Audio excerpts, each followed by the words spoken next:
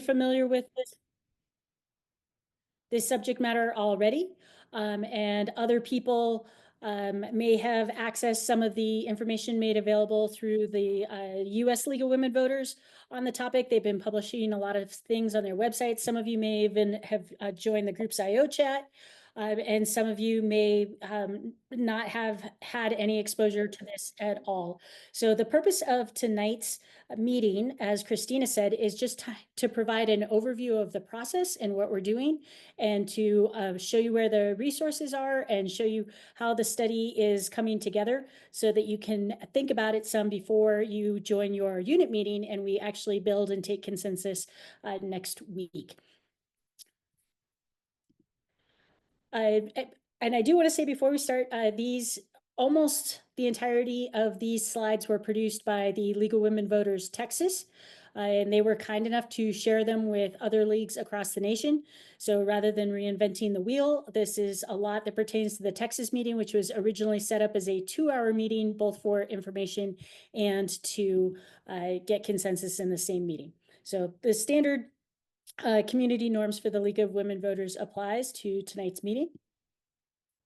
This is a very rough view of what we'll be doing tonight. So we'll be doing some introductions, some definitions. We'll look at some of the consensus statements, and then have time for discussions and questions as well.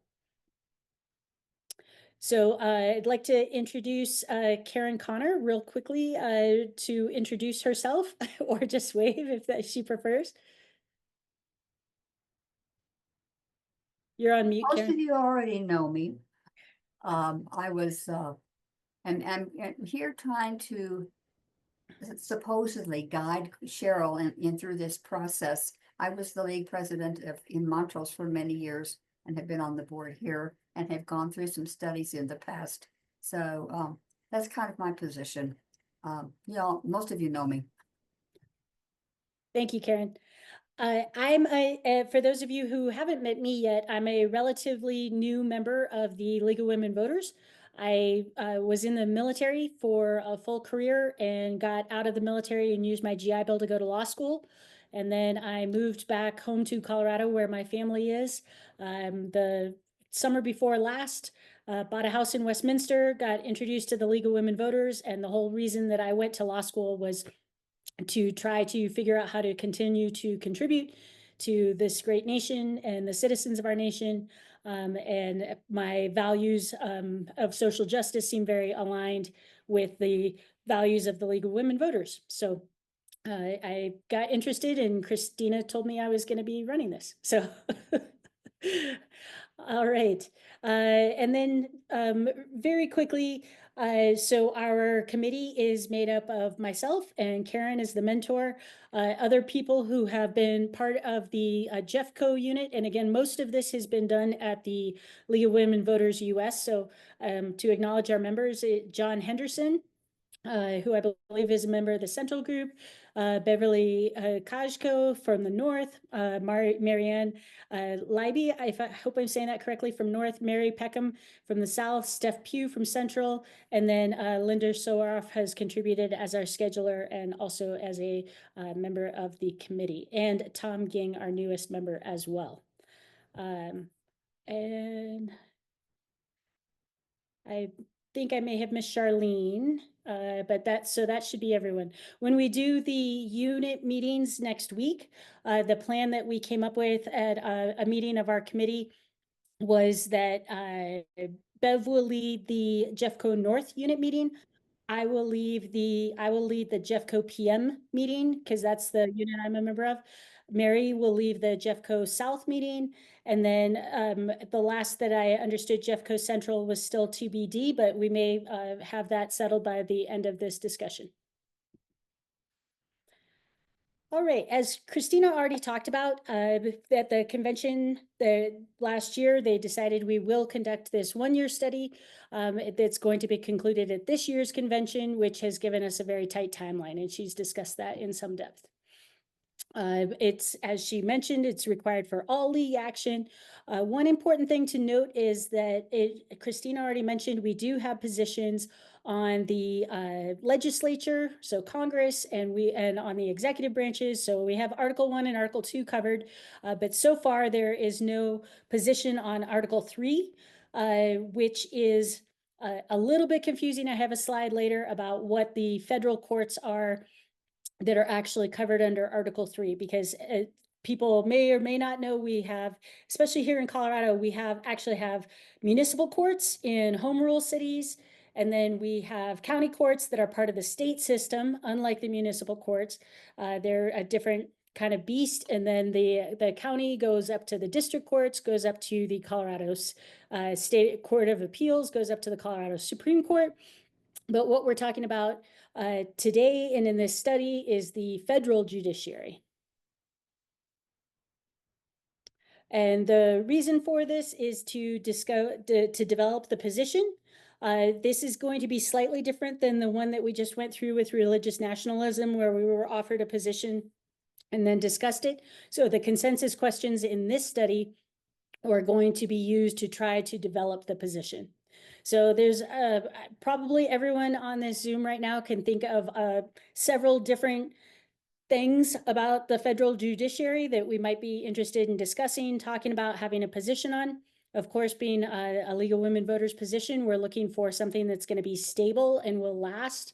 So we're not looking as much as single issues that are more short term. So it's really, as the slide says here, we're looking at accountability, transparency, independence, and ethics are the prime things that this study will be looking at.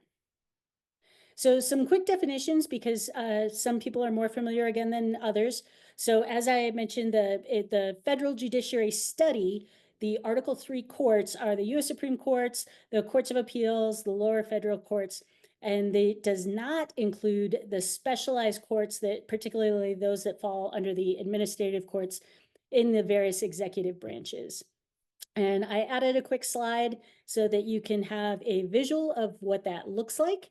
So the little stars that are on the special courts, those are not considered as part of this study, but you can see how the different lines of reporting work.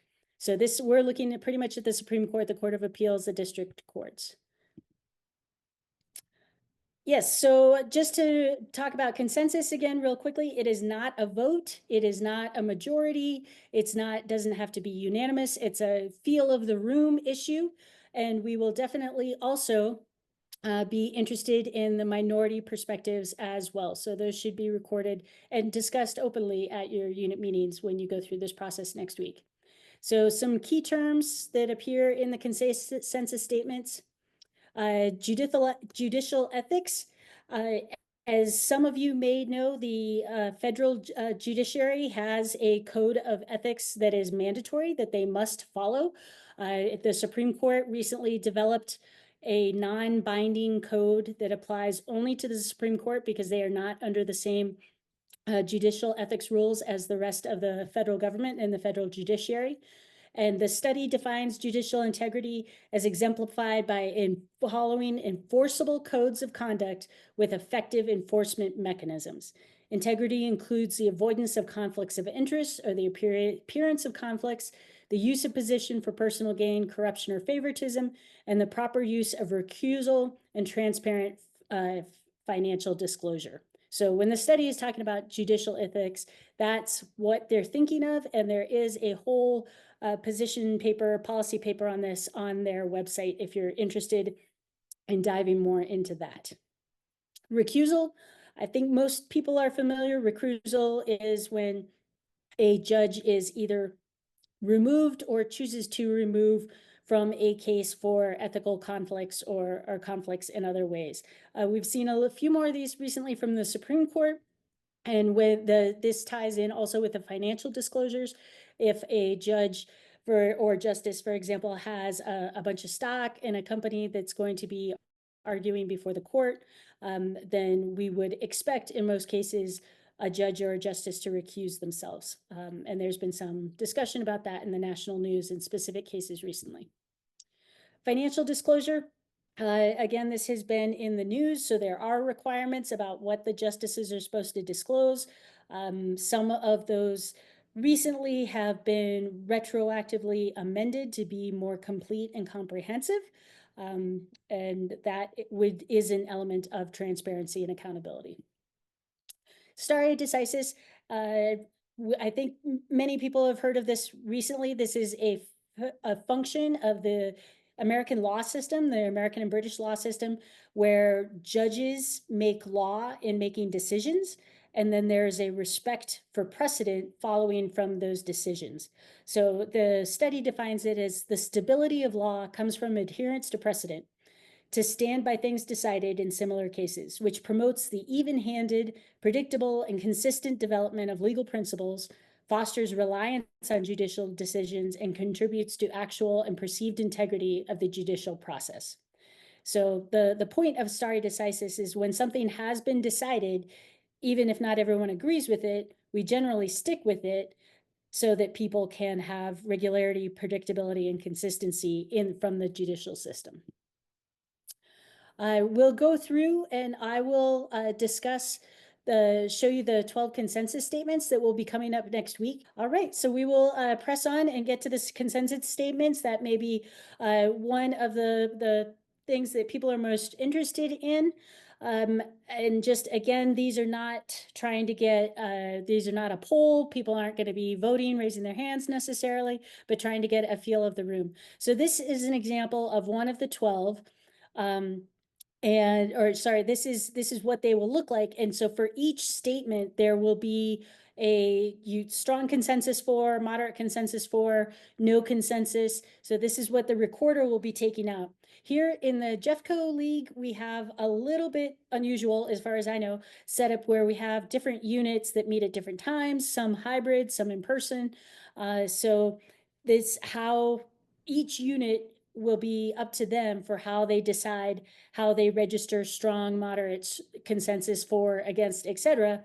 And then what the committee will do, me and the other people that I mentioned earlier, we will take those, try to integrate those, and around Christina's vacation, we will make sure that we get something to her that she can submit online to the national committee developing the overall position statement based on the individual league consensus statements.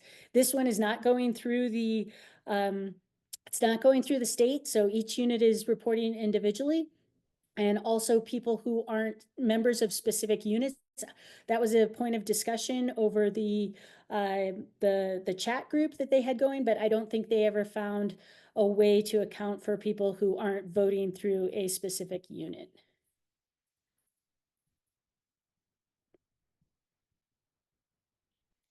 Right. And the four first, as you can see, they cover some kind of basic stuff.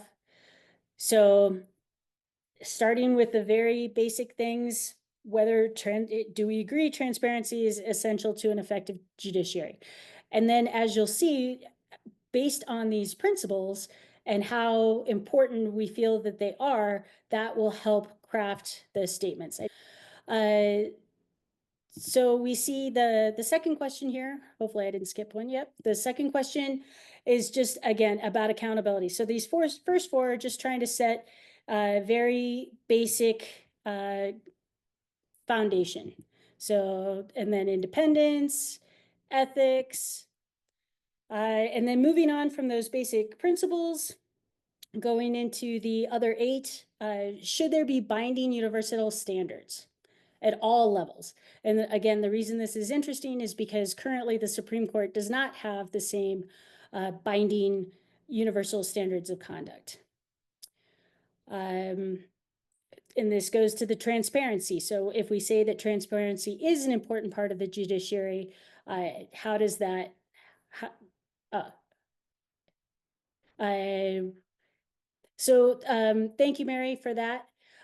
So as you're hopefully seeing here, it transitions from the basic principles to this would be one that incorporates the idea of transparency in a more specific fashion. Does that kind of answer the question that you were asking, Mary?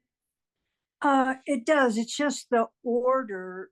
In my mind, we should talk about what transparency is before we start asking people to say, yes, we want it, or no, we don't. Going back. Okay, yeah.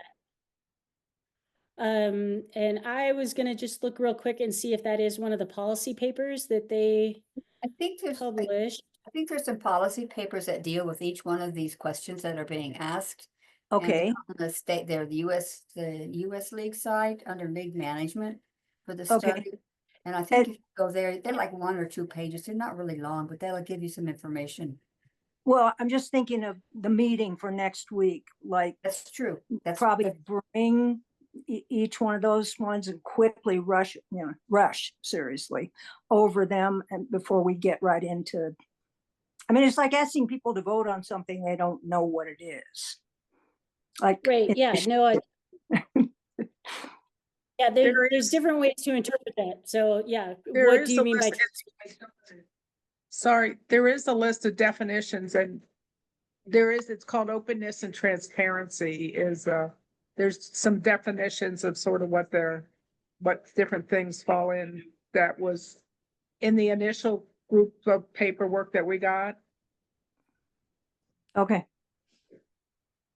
Yes, so that the document that is being referred to is called key terms, and that is in the it's along with the other position papers that are located on the league management website, Federal Judiciary Study site. So there's discussion prompts on there that can also be used before you get into the discussion questions that can help you evolve and flesh out some of these ideas. The discussion prompts is pretty short, just 4 pages long, but it's broken down into different sections. So there's recusal, judge shopping, representation, shadow docket, miscellaneous, and ethics. So it's up to the leaders and the units. This information is available to everyone, but I think it's primarily targeted at discussion leaders as they try to shape the discussion going into looking at the specific statements. And then for the policy papers, what is posted up for the policy briefs are briefs on financial disclosure, judge shopping, judicial ethics and enforcement, legitimacy in the U.S. Supreme Court, recusal, representation, the shadow docket, stare decisis and binding precedent, and structural reforms for the U.S. Supreme Court. So those are the topics that are available as policy papers, and then posted with that is key terms for the Federal Judiciary Study. Since I'm discussing the website and what is available on it, I do want to mention as well that there are recordings of the initial kickoff webinar that you can view, and there's also a link to the recording of the National Town Hall that was held about a month ago on February 4th. So if you didn't have a chance to join that town hall, and you do want to get more informed, you can watch it online. It's about an hour and a half long, but you can watch it at a faster speed if you're comfortable with that. You can also fast forward if you want to the question and answer sessions at the end. I found that to be the most informative personally, but it's also great to hear from the speakers. They got a great panel assembled. They had a representative from the Cato Institute, the Brennan Center, a nonprofit that looks at the judiciary. And then it was Christina, correct me if I'm wrong here, but it was the president of the League of Women Voters who was asking questions of the panel. Is that correct? I have not finished watching it yet, so I'm not quite sure, but I think it probably was Diana Wynn. I think it was their Okay, general sorry. counsel. Oh, okay. Okay, thank you. Selena Stewart.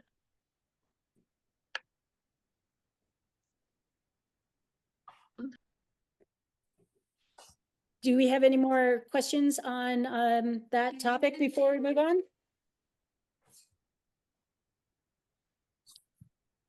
All right, I'm not seeing anything in the chat.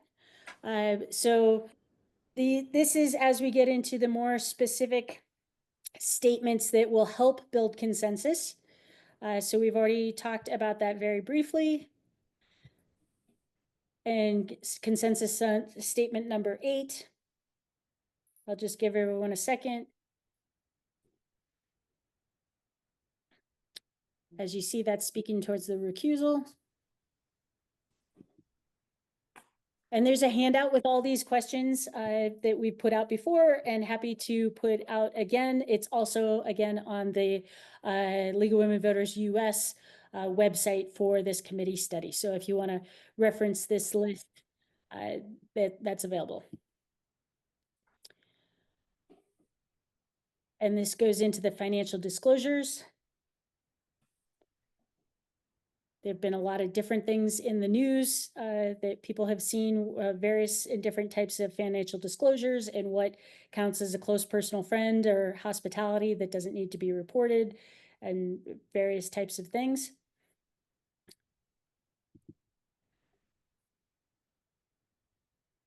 Whether or not we believe in stare decisis.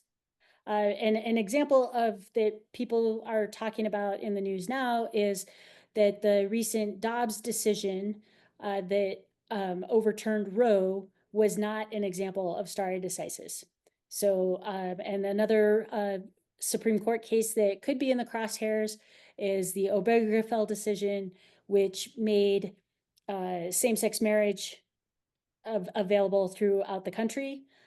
So that's a decision that is there. Are we going to keep using stare decisis as a mechanism that to maintain stability, then people have predictability in their lives, or are decisions like that kind of up for grabs as and can have a new eye anytime they go before the court?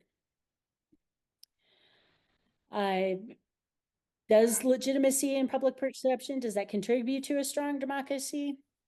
And that is the end of the consensus questions that you can expect. So I'm going to stop sharing my screen.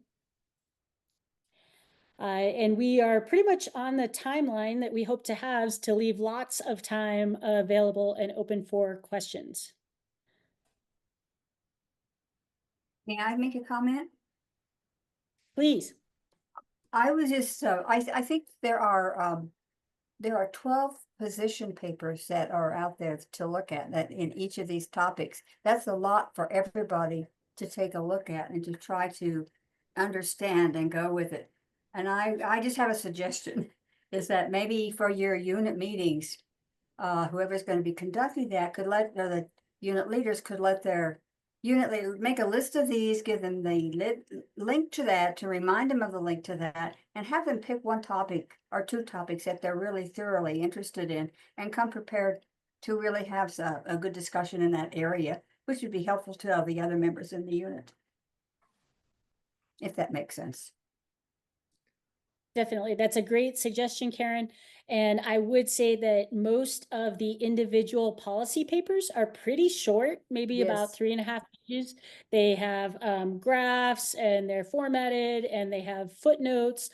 So I think they're pretty doable, you know, the day of, by people who might not be sure that they could volunteer when you say, hey, I need you to digest a policy paper. They're actually really digestible. That's better than the unit leader or whoever's discussing it, or for ask every person in the unit to understand and completely absorb and digest all that information. Absolutely. I have a question. Have they ever done this before? Have they ever tried to do this before?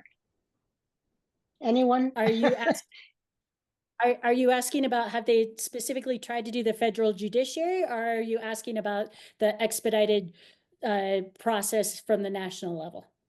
I'm actually asking about whether the judiciary has ever been approached to actually do this in the past, because we've been, I mean, it's hard to believe that we've gone out through all these years and they have never had a code of ethics or something that guided them.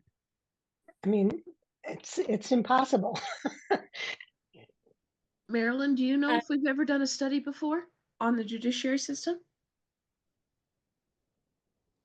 I was thinking about the whole country, not having a, I mean, it's crazy. If they had done one, we would probably have a position for the league, I would think. My guess, the answer would be no. You know, it hasn't been Yeah. that long. We really have had ethic positions for anybody when you, and over the scale of time. So I'm not really terribly surprised that we haven't had one for the federal system as much as we would have thought we would have. We didn't think we needed one. Right. You've learned better. Right. I trusted. think in the, yeah, well, the old school idea, I think, was that those sort of issues were worked out by a very rigorous appointment process, where the Senate in the That's true. confirmation process would just not confirm someone that anyone had thought would violate ethics as generally known. Good Yeah. point. Yes. That has certainly exactly. And changed. as the appointment process has become a lot more political and become more about political views than about character, if I just throw that out there, then that's what gets us into this territory. That's my own impression. Yeah. Yeah, I had a couple substantive and process questions. And let me kind of tell you where I'm headed first, and then I'll ask the questions. I did watch the taped material from the Cato, and I've forgotten the other organization, but Yeah. that was a superlative product. And I don't know if there's an opportunity to distribute that beyond the league, but if we do, I think it would be really a wonderful thing to share with the national community, to the extent folks are focusing on this. And I have to suspect that, given recent events of the last couple of months, that's going to be an increasing area of interest. But what I got out of that presentation, as much as anything else, was some very specific, and I thought well thought out and good proposals for reform. The term limit, the 18-year limit, and the staggered appointments, two for every president. That was interesting. I really haven't focused on this in a long time, and I was excited to hear that smart, thoughtful people are making those kinds of proposals.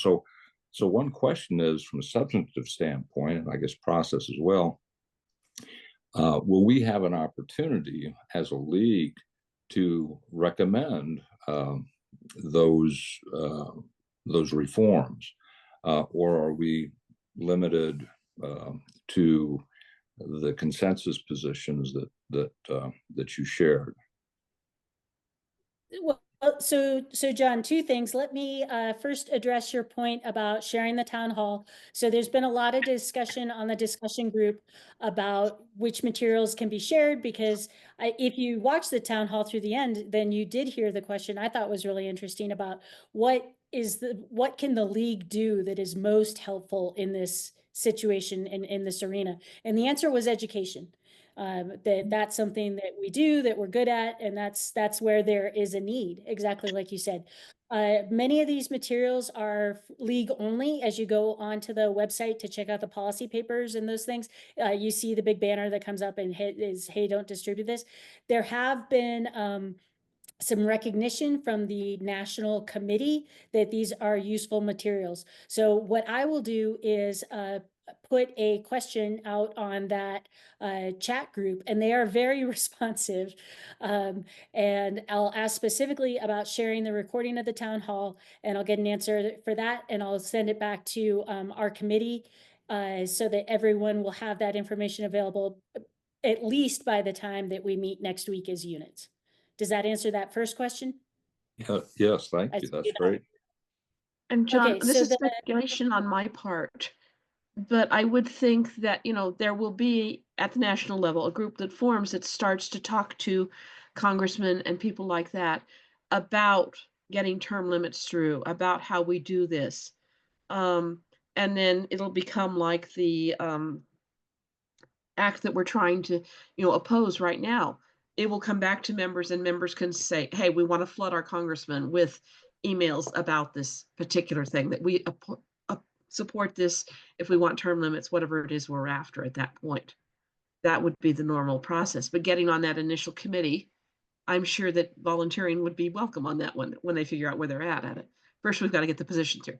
Oh, go ahead. Just to flesh out what Tina's saying in answer to your second question about the specific proposals that came up during the town hall. Yes, there are some great proposals, like the 18 years, then move people to senior status, etc.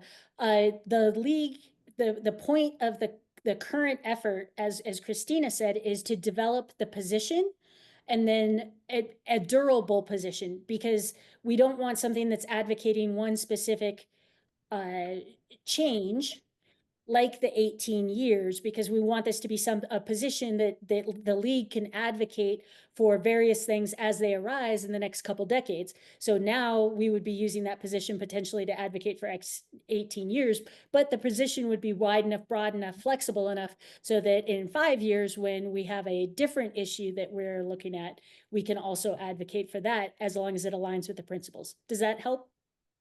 It does. Thank you. That helps me visualize the framework for what we're doing. That's great. Thanks so much. Okay, awesome. It looks like Sue Stott has a question. Yeah, thank you. This is an important topic, and I just because myself and Deanna we are an actual unit league, and this is the first flyby we're getting of this particular topic. I want to make sure that, and I think it's similar, John, to the question John just had, but I'm just trying to make sure I'm clear. The league has not yet developed a league position on these things. That is correct. That's Okay. what we are doing, is they're trying to inform us with the policy briefs so that we Okay. know what we're talking about. The example that was thrown out earlier about transparency. Yeah, we all are like, everyone likes transparency, right? But like, what do we mean in the context of the federal judiciary when we're talking about transparency?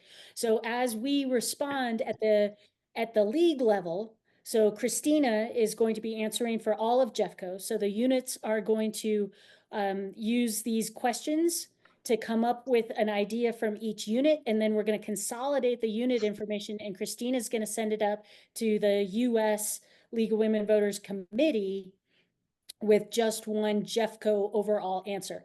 Now, just to say again, that overall answer can also and will also accommodate minority views. So it's not that we are going to have just one single thought on this, because we probably will have some diverse thoughts on some of the implementation of this. Is the intent there to be able to then prioritize what parts of a position the league's going to work on? I believe so. I don't have a whole lot of insight into the specifics of how they are going to do that, but I believe Okay. that they're using the questions to try to get a handle on, priorities. What are the things that matter the most and need to be in the position to adequately provide us a base for future advocacy and litigation potentially. Okay. All right. And then just again, it sounds like those position statements or whatever they're called, The consensus statements. or there's policy briefs. Oh, the policy briefs. Yep. That's what we should be using to help lead some of that, lead our groups towards. You can. It's not exactly a 1-for-1. I would Yeah. say if you're leading the discussion in your group, if you're looking at the website, if you scroll up from the policy briefs, and a good way to handle that is what Karen mentioned earlier, that you can kind of parcel them out among the members. But I would look first and foremost at the study guide that's up there. The study guide. Okay. The study guide is not as much for, it's more how to do the process than it is the substance. So it's not a 600-page document telling you all about the federal judiciary. It's a 7-page document that has specifically, again, more information that kind of what we just covered over here, how to cover what is consensus, how to reach consensus, how to lead a consensus discussion. At the meeting, we should do introductions and take attendance. So I would say that the study guide is your first place to start. And then the other thing that's geared towards discussion leaders is very much all right next to that on the website, the discussion prompts that's right above the consensus form. So if you wanted to have your meeting where you kind of give the overview a little bit like we did here, and obviously these slides will be available to anyone who wants them. And Christina can send them out to unit leaders if that, it seems like it'll be helpful. So the discussion prompts are a good intermediate lead in to get you to the consensus question so that people start thinking about things.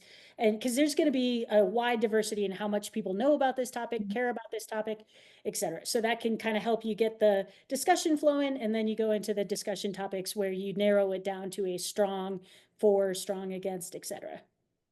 I think what the Okay. US League from this study and from all of those consensus questions is they would like to see, based upon what they get back from all of the leagues across the country.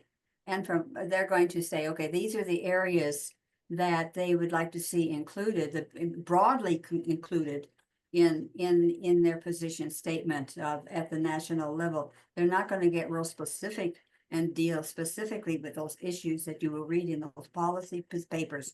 But Yes. if financial disclosure is something that, or transparency is important, then that would be something they would take a look at. And transparency, as you know, could cover a lot of those things that are in those policy papers. So having a broad topic gives you a lot of latitude to cover a lot of specific ones as you go forward. Exactly. And is more enduring. Hmm? And is more Mary? enduring. Yeah. Mary, you had your hand up. Peckham. I just thought it would be interesting for everyone to know how many different groups are going to respond from across the country. No. There's 700 leagues across the Okay, country. 700. Well, by factor of 10. But still, that's a lot of information for the US League to put together. I think that gives us another idea on why this is so broad and not super specific. So that was all. Deanna? My understanding was that at the meeting, we are going to have a leader, not the unit leaders, but someone else will be there to Right. forward the discussion. Is that correct? Yes. And Mary Peckham is yours. Okay. That's correct. That's correct. But we also need to have the unit members and the unit leaders have some Sure. background on the topic of federal judiciary reform. Of course, I would certainly agree with Right, that. you will have somebody else coming to be the moderator or whatever you want, or the discussion leader. Yes, and just to reaffirm again, that's me for Jeffco PM, Bev for Jeffco North, Mary for Jeffco South. And if we have someone on here ready and willing to represent Jeffco Central, we can fill in that name now. I know you had asked me earlier if I was going to do that, and I can do this since I'm on your committee, kind of. And I'm doing West Jeffco. Okay, in West, yeah, all right.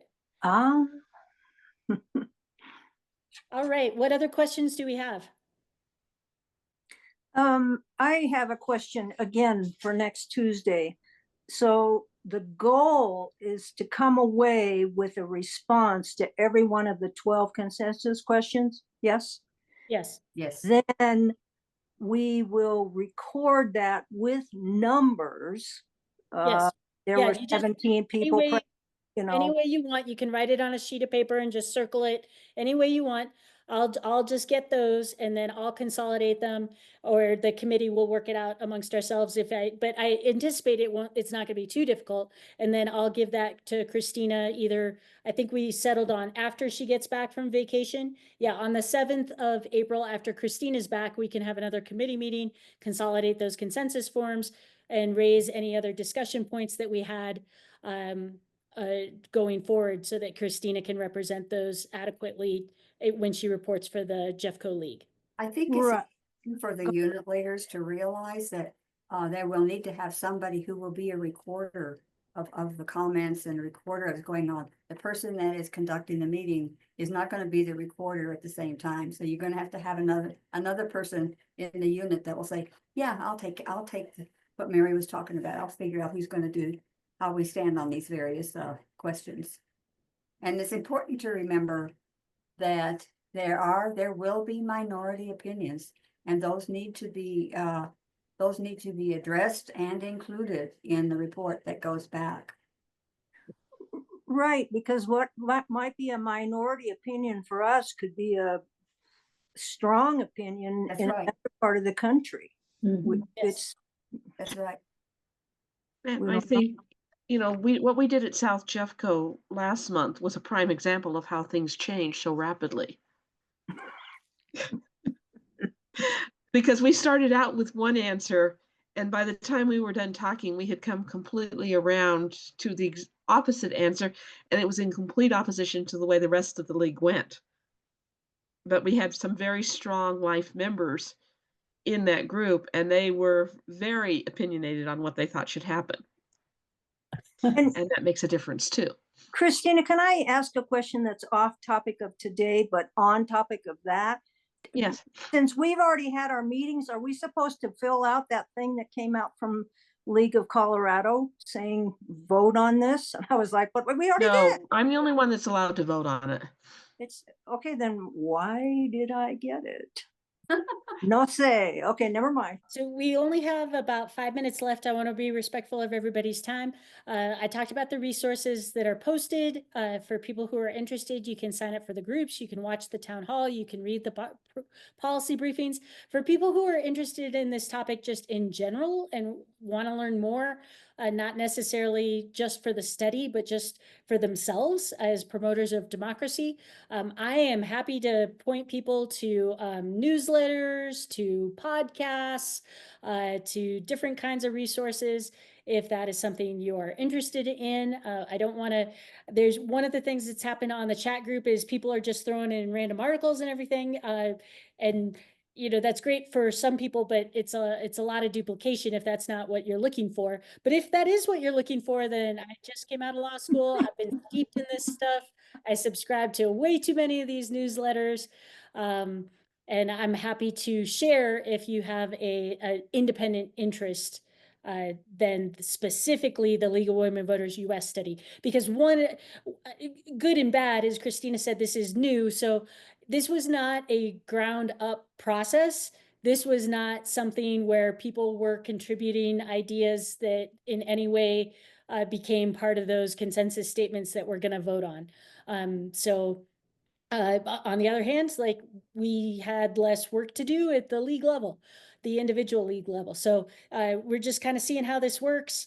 And we're not filtering up ideas necessarily. There are probably more good ideas on this than anyone has. Deanna, did you have something? I looked at the Federal Judicial Center, fjc.gov today, Mhm. and it had a lot of wonderful information that I really didn't know about. And I'm gonna put that in my agenda for my members, because I think it's another good place to go.